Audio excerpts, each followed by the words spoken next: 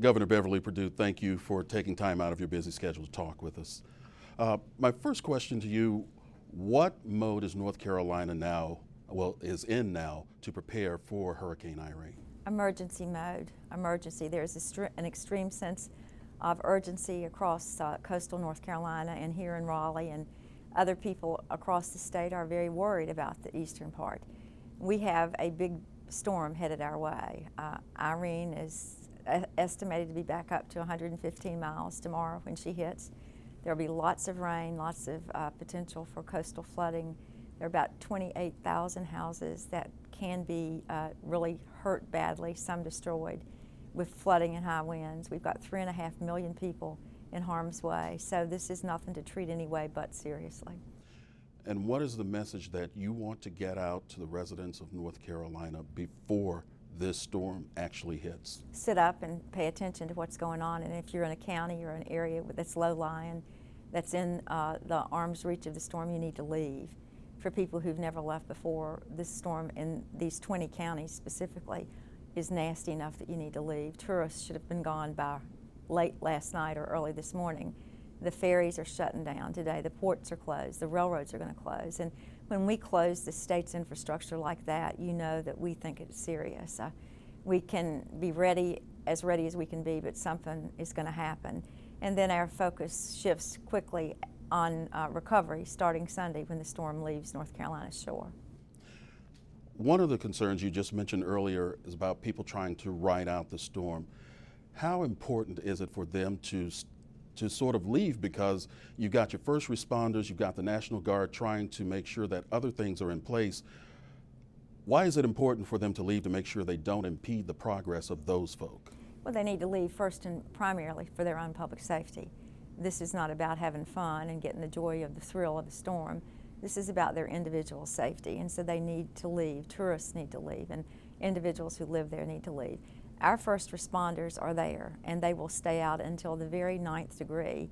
But when the storm comes in and the eye is over eastern North Carolina, we can't send state employees and volunteers out to help people out of emergencies. And so there will become a time when people are at their own risk, and that could be very dicey. So folks need to take it seriously. This is not a little pity-pat hurricane. This can very well be a big deal for North Carolina, and folks need to treat it as such. I've deployed National Guard, the Highway Patrol, all of these resources into 17 counties. We've got shelters open, we've got staging trucks with food and medicine and rescue services.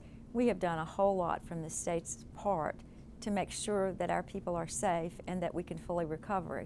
And now the only thing we're asking our citizens to do is to sit up and get out if they're in harm's way. When most people think of a hurricane, they usually focus on just the coastal region, but it appears that this hurricane may have far-reaching effects even as far as the Triangle. Perhaps some of those people in those particular regions, some of the eastern part of the state and the Triangle, maybe they feel that, well, this isn't important enough, I shouldn't be preparing.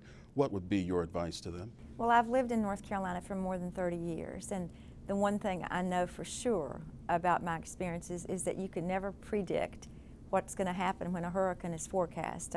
Sometimes it'll blow over, sometimes it'll do very little damage, sometimes it will hit the coast, which is where intellectually you think it should hit, and sometimes, as in one that we experienced more than a decade ago, it'll come right up the I-95 corridor and go through Raleigh and on into Charlotte.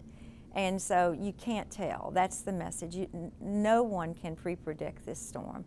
I don't believe from the analysis we've seen that it offers tremendous damage for the Triangle, but who's to say it won't? And so the best news, and the news that I've always asked people to do, is just urge caution, get their stuff in, get their family members taken care of, and stay inside until the Irene passes. If folks want to keep abreast of what's going on with this storm, where can they go? Well, they can call any of the local emergency services. You all have the phone number for the governor's emergency number.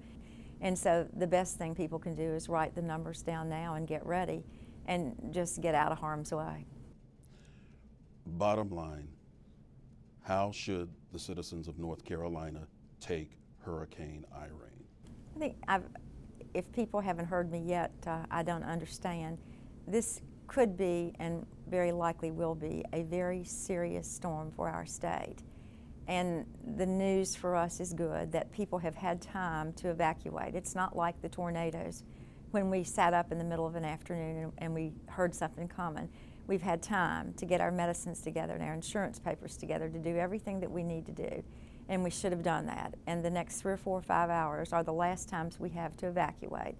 And then the other thing that people need to take is that this state is fully operational and prepared. We've got all kinds of resources out and deployed so that whatever happens, wherever it happens, North Carolina is ready to respond. And then on Sunday, we already have a full recovery team in place across the eastern part of the state, and we'll work on rebuilding North Carolina. Governor Beverly Perdue, thank you so very much for taking time to talk with us, and we know that you'll be out assessing damage, so you be safe as well. Thank you very much. Thank you.